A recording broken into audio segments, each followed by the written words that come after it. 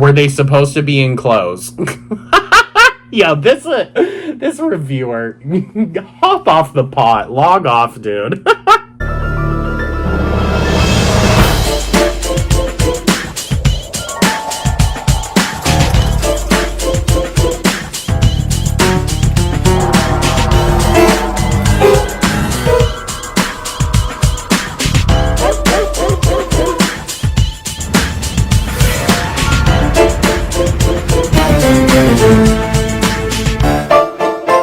Alright guys, welcome on into a new episode here on the Goo Review. Tonight's a little talk.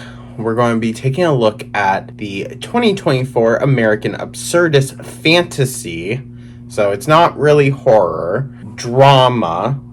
Sasquatch Sunset. Now, I was expecting this movie experience to be very similar to Skinamarink. I figured there would probably be a bit more story in it, but I thought it was going to be just kind of one of those very experimental films, and it is. It is. There's absolutely no dialogue in the movie whatsoever, so that might be a drawback for some people. This movie is definitely not for everyone. It's like split 50-50 in the reviews and whatnot, but I actually really loved it.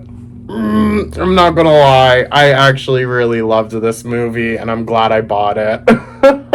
Brief notice, I'm not going to tag the channel because I don't want it to be like taken down or anything, but you can find this movie entirely to watch on YouTube. So yeah, let's just dive into this. We're not going to touch on everything that happens because, you know, why? It's a lot of little things that like guide the plot and whatnot. There are major events, but it's not. We'll get into it. It's directed by David and Nathan Zellner, and this is, I don't think it's their first feature-length film, but it's the first one that I think has had like a mass widespread release. I might be misspeaking with that, but I looked up their other works and I haven't heard of a single one of them. So, but filmed in Humboldt County, California, which if y'all don't know, that's Bigfoot country. That's where the original Patterson-Gimlin film was recorded, that very famous grainy video of Bigfoot. So, like, there's a history to the land with it. It's starring Riley Keough as the female. I believe I'm pronouncing that correctly. Also, she's Lisa Presley's daughter. Had no idea about that until I looked into her more. Oh my god. She also, if y'all have seen The Lodge, that's like a kind of more recent horror movie. She played the girlfriend in that. Gave a good role in that too. We maybe could talk about that one because that one's like really interesting. It's really interesting. And she also was in The Runaways, which y'all know I love that movie, and The House That Jack Built. So she's got a pretty impressive lineup of films under her belt. I'm not gonna lie, including this one. I put this one up in there as well. Like I said, she plays the female. And also, there's no names, nothing. It's just female, male, alpha male, child, like stuff like that. Jesse Eisenberg, he plays just the male, just this other male that happens to be there. Christopher Zajac-Denek, I'm probably totally mispronouncing that. He plays the child. And then Nathan Zellner, one of the directors, he plays the alpha male. Also, Ari Aster is an executive producer for the company that did the movie, but his name is closely tied to this film specifically. So, you know it's going to be good, right? If Ari Aster, like, attaches himself to it in some way, you know it's going to be good. This was years ago, I bought an artist book at Barnes & Noble's. Completely random, didn't think about it, but the artwork really called to me. And then when I got home and I was sitting through going, like, page by page, there was a complete foreword written by Ari Aster randomly, and he used his work for a lot of like the Midsommar images and whatnot. So it's really cool. The book is called American Fried Rice. Highly recommend it. But yeah, so the premise of this movie is this film follows a family of Sasquatch for 1 year. That's it. That's it. And it does break it up. Like the chapters are spring, summer, fall, winter. So you see them through a year's worth of time. Lauren Eric Salm was brought in to help the cast with a ape camp to mimic the body language and whatnot of these like superior apes. It did premiere at Sundance as well and got like mixed reviews because it is one, a very specific type of comedy, and it's also a gross movie. It's gross. There are some scenes that are a little rough. I wouldn't even say they're that rough, but they're gross in nature, you know. It was limited to like wide release. It wasn't playing everywhere. It wasn't. It was critically well received, and a quote that I got just off of Rotten Tomatoes that I thought spoke well for it. For audiences attuned to the Zellner's utterly unique wavelength, Sasquatch Sunset offers a moving, if often inscrutable, look at our relationship with the natural world. I think that sums it up well. We're going to get into it more. I think it's a direct commentary on humans. Just my opinion, just my thought. I think it's showing like kind of how far we actually haven't come from our like primal ancestors, you know? Because if you look at these creatures as if they're Bigfoot or as if they're a like remnant of mankind's like evolution, I think it plays into like this idea, you know? And it grossed about 1 million USD, which that's not bad. Although I just know those fursuits were freaking expensive. I just know they were. Oh my god. But yeah. So with that, guys, we're going to dive in a little bit. And there's definitely going to be some spoilers in here. So I do apologize. I highly recommend this movie. I really do. It's like an hour and 40 something.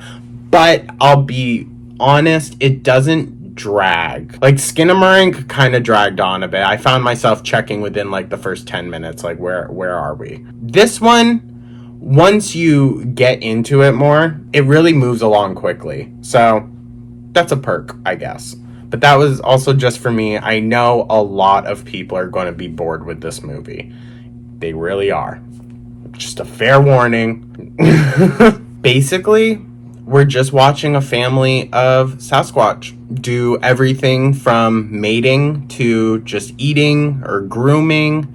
It's what you think it is, guys. It's as much of like a nature documentary about Sasquatch that you could get. You know what I mean? Like, all we're missing is David Attenborough. One thing that I found interesting in this is I found myself trying to like pick out who's who, because the actors, you can't tell who they are. And honestly, when it's just their faces, you can't tell gender at all. Even like, you know, other than very obvious parts on the different Sasquatch, you can't really tell their gender, you know, but you get attuned to like whose face is whose, you know. Yeah, there is nudity, but can you consider it nudity? These are technically apes, right? So we don't look at apes in the same way that we do humans, but they act very human-like. There were some times where I found myself questioning, like, would an animal that's removed from humanity's influence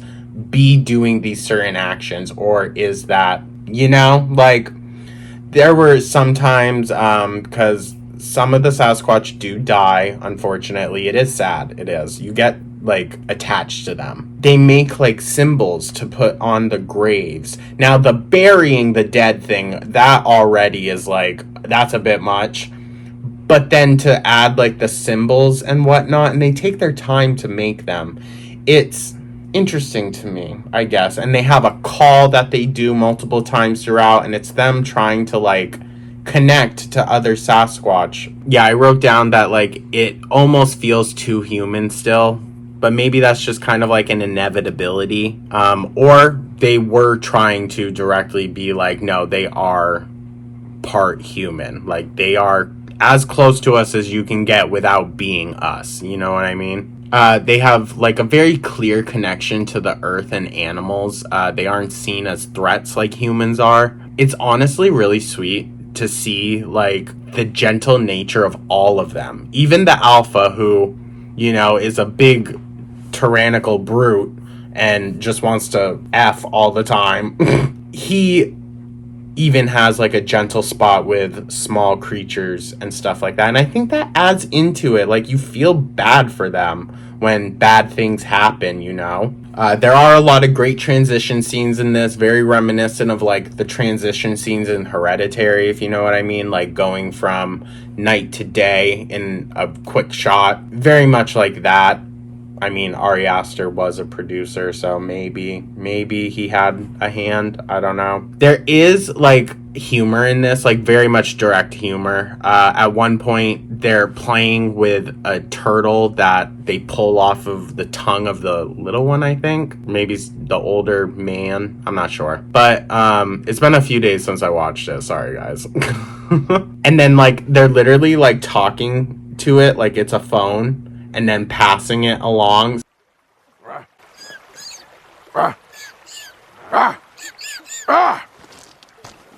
So, like, there's just blatant humor in it.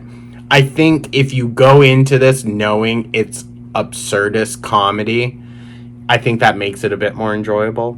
It's just me, though. There is, like, light drug use in this movie, I guess. The alpha finds some magic mushrooms, or a magic mushroom, eats it, basically just wanders kind of angrily through the woods and then throws up. But then he stumbles upon a mountain lion. I'm going to guess that's what it is. They have a symbol for when they want to mate, and it's like they just and so he starts, like, you think, oh, he's going to maybe attack this mountain lion, and then he just goes. It's such a funny movie, you guys. It really is. Unfortunately, though, he ends up getting killed by the mountain lion. And that's a very shocking scene. I was like, when that happened. And the family discovers him. They bury him. That's when, like, they first do the symbols and whatnot. And I was like, that might be a little too on the nose. But that's just me. Also, like, my favorite character in this is the child Sasquatch. It's so adorable.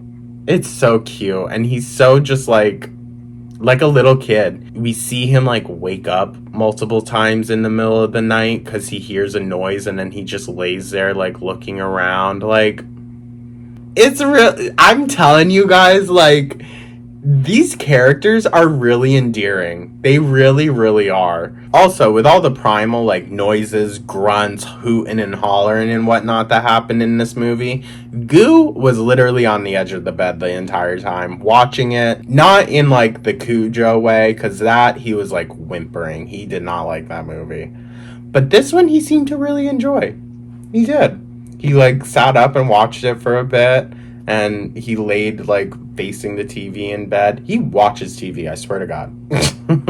Oh, and all that was, sorry, I forgot to say which, like, time period. That was all in the spring, and then it, you know, cuts to summer. They're continuing, like, trying to find other Sasquatches by hitting the trees. They also, this is, like, kind of the first real instance of, like, other than the vomit that the alpha lets out, which was disgusting. This fish scene, when they catch the fish and are squeezing out the eggs.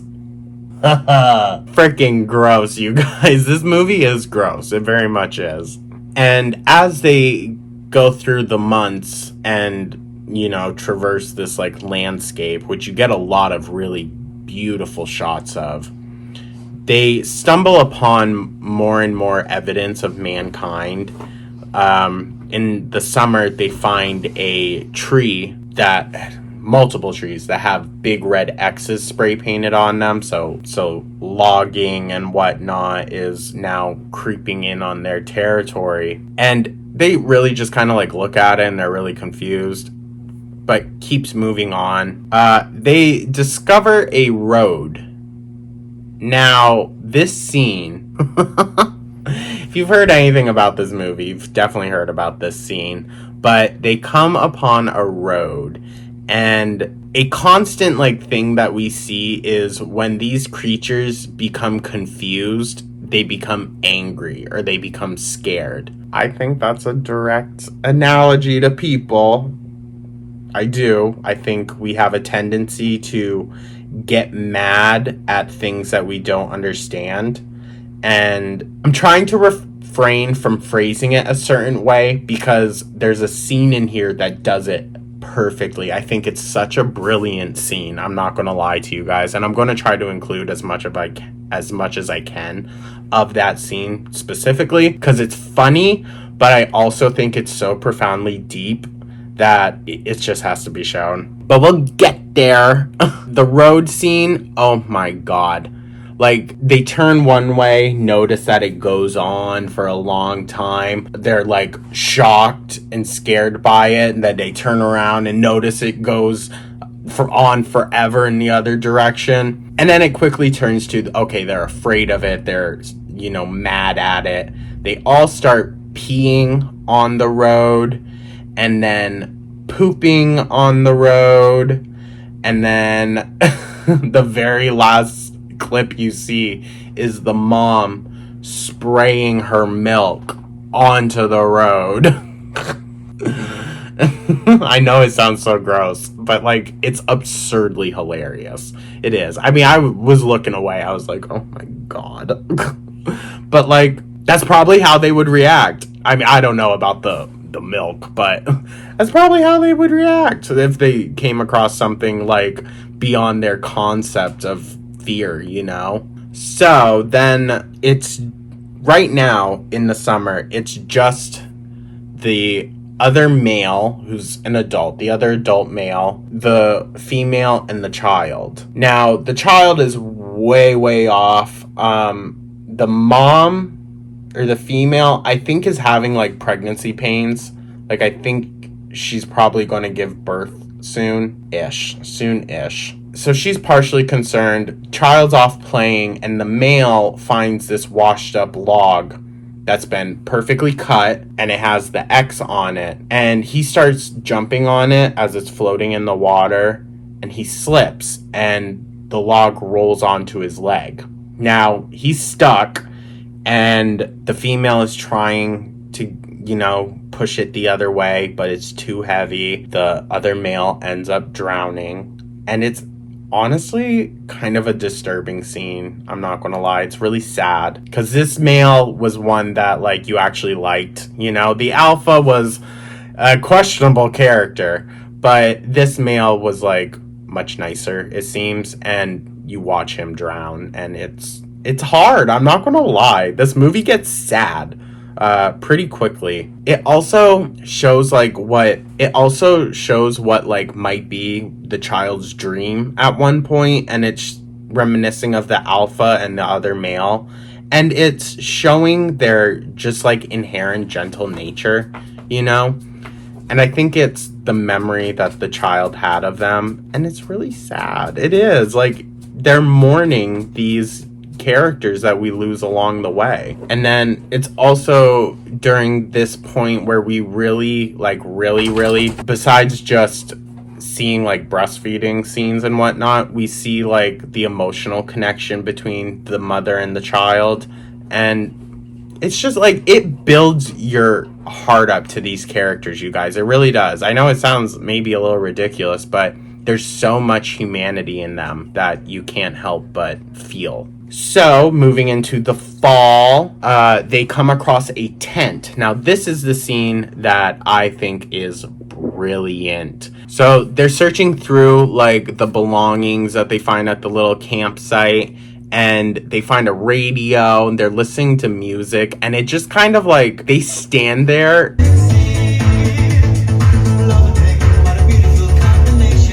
Almost having, like, an existential moment, they just stare off, and it's one of the funniest scenes, I'm going to be honest with you. Just the way they stare out, like contemplating their entire existence in relation to the objects they hold.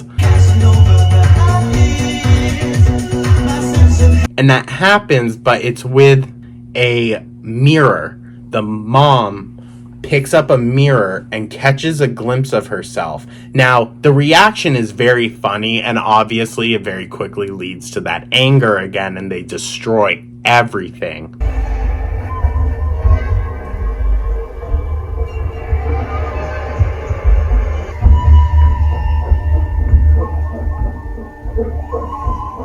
I think it's like symbolic, kind of, we're going to get into it, of holding that mirror up to humanity. When humanity holds a mirror up to itself, it gets angry.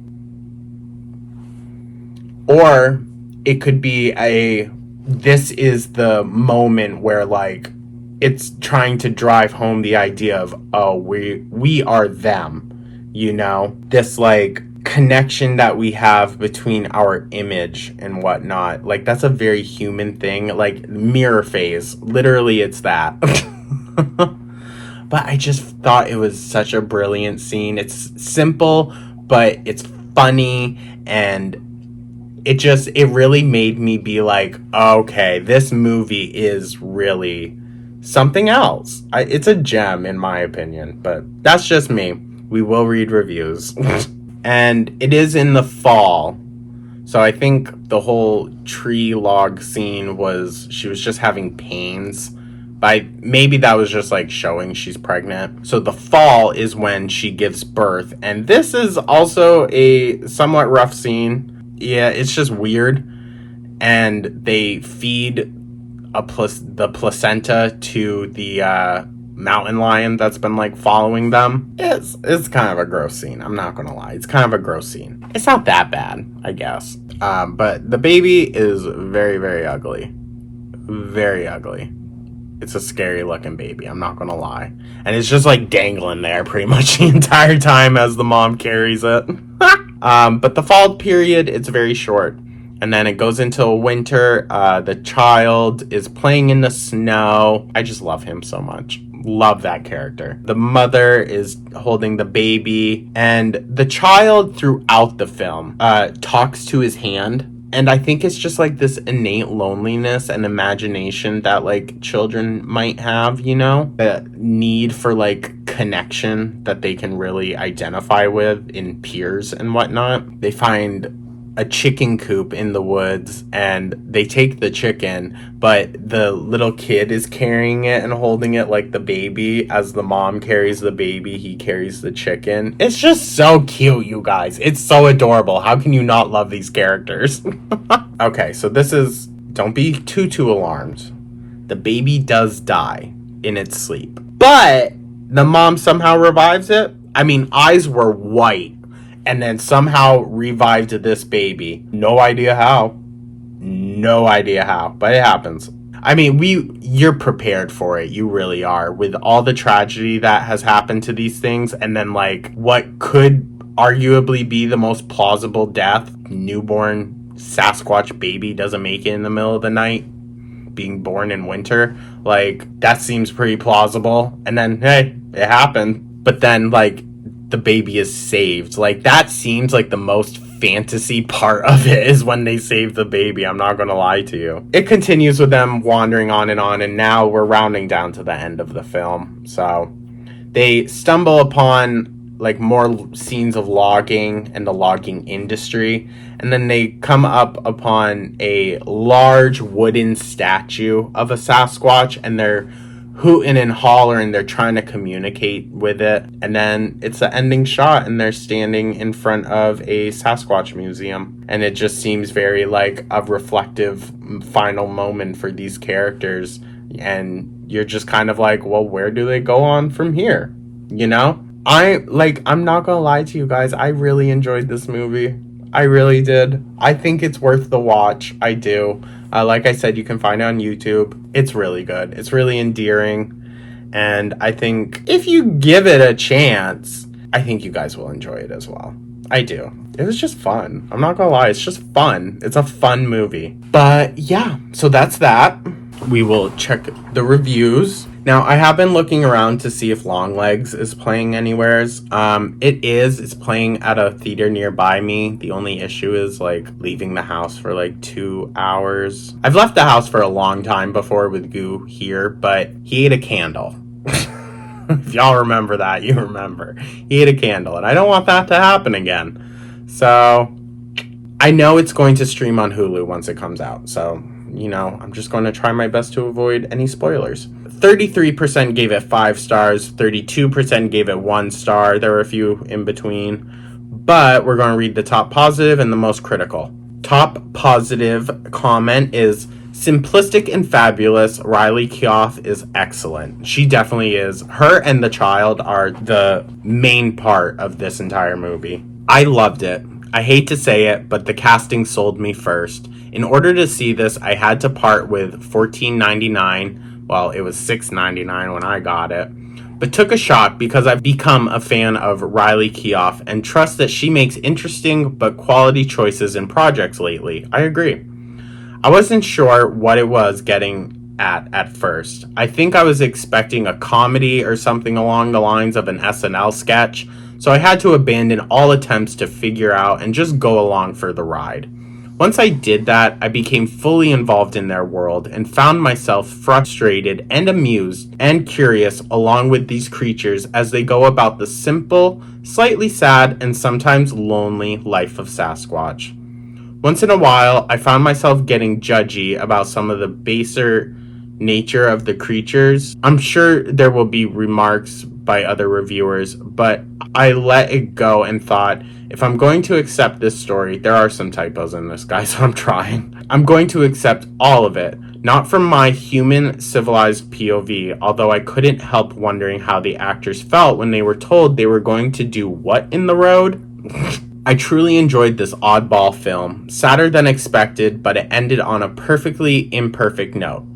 So glad I took a chance on this little gem. And I think that fits. I think that's appropriate for it. It definitely exceeded my expectations, but also it didn't meet those expectations because those expectations were... I think it's unfair to walk into this movie with expectations. I think that will hinder a part of the experience, but that's just me. So this is the top critical review. I was really looking forward to this movie, but unfortunately, I found that the funniest parts were already shown in the trailers. I avoid trailers for this reason. I don't watch... Ever since Hereditary, where I was like, you know what? I made the active decision to not watch any trailers for it, and I went in completely blind, and oh my god, did it pay off. It pays off so much not to watch any trailers. It really does. The trailers were misleading too, as one of the Sasquatches didn't even eat a magical mushroom and trip as implied. Instead, he just puked everywhere. Once again, I didn't see the trailer, so I don't know how, like, drastic it showed. But he did trip. He did. And he just, like, got really sick. That's more than realistically what would have happened. You know, you act crazy for a bit and then you throw up. Like, yeah, that makes sense. Speaking of puke, this movie was filled with gross bodily fluids, and not in a comical way. If you dislike bodily fluids, this movie isn't for you. They include everything, including some very unfunny diarrhea, flinging scenes, and territorial pissing. The only female Sasquatch in the movie obsessively fingers herself to smell herself. I know why she did this in the context of the movie, but like most of this movie, I just couldn't figure out why anyone would think that's interesting or worth the cinematic cut. It plays into the story. Y'all, these negative reviewers, I swear, they just always sound like negative Nancys. I didn't enjoy the portrayal of Sasquatches as creepy perverts. What do you think they are? They're animals. Do you think animals don't be fucking all the time? Okay. Watching them walk around naked was one thing. Were they supposed to be in clothes? Yo, this reviewer, hop off the pot. Log off, dude. Like in a Bahama shirt or something. Because they are, after all, Sasquatches. But watching them engage in sex and experiencing over-the-top sexual frustration wasn't appealing. The film missed an opportunity to add depth to these creatures, focusing instead on crude humor without a plot. it went over this person's head. They were extremely deep, but they were also extremely simplistic characters as well, almost like humans. Especially like if you look at American culture, we're so heavily revolved around sex. Like, let's be so for real. There were many chances to make these sentient creatures interesting and funny. They did. But instead, the movie delivered empty grief and an absurd ending. There is absolutely and utterly no substance to this movie other than some crude humor hidden among the boring drone of the movie's pace. Overall, I was very disappointed. It might be worth renting out of curiosity, but I bought it with high expectations and know now that I'll never watch it again. And if it doesn't go without saying, this movie isn't for kids. Watch at your own risk and be prepared to feel totally empty and devoid of any good feelings by the end of this movie. This person just lacks empathy. In my opinion, I did not go into this movie expecting to love it or expecting to love the characters. I really wasn't. Like, in Skinamarink, you really can't form a connection to these characters. You just can't. Like, you feel for them innately because they're children. That's about it. This one, there's character there. I think it's a character piece, if we're being honest. I want to know your guys' thoughts. If you didn't watch it and you sat through this, that's fine. I don't think it's spoiling much because there's no like big crescendo or anything. You're just following this family for a year. That's what it is, you know, so you can't really spoil that. I definitely want to know your thoughts, guys. Please, please, please, if you have seen this movie, let me know your thoughts, because I haven't been able to find anyone that knows what the hell I'm talking about with this, but it's so good. It's so good. It's going to be one of those movies that, like, I have to show to people, you know? Thank you so much for tuning on in, y'all. I truly do appreciate ya. I'm not too sure what our next film will be. I'm not 100% sure. Maybe leave some recommendations down below, but I am going to browse and whatnot. And, yeah. I think this one ended up going a bit more in depth than I would have originally planned to, but I really, really did love this movie. I really did. Let me know your thoughts, guys. Like and subscribe, and I'll catch you in the next one. Take care.